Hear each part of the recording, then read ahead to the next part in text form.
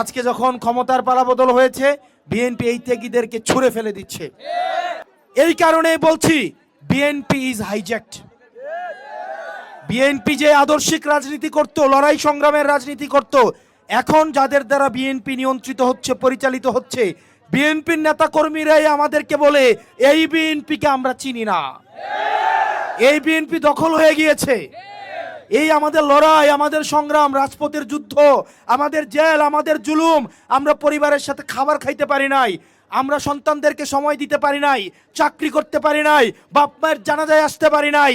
আমরা যে বিএনপির জন্য এই ত্যাগ করেছি, আজকের বিএনপি এই বিএনপি নয়।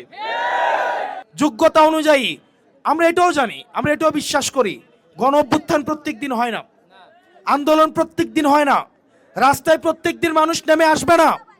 কিন্তু যেদিন রাস্তায় মানুষ নেমে আসবে, যেদিন গণ অভ্যুত্থান হবে, সেদিন কামান দিয়ে, ট্যাঙ্ক দিয়ে, গোলা বারুদ দিয়ে, হেলিকপ্টার থেকে গুলি করে, রাইফেল দিয়ে এবং 5-8 বাহিনী দিয়ে সেই জনস্রোতকেও ঠেকায় রাখতে পারবে না।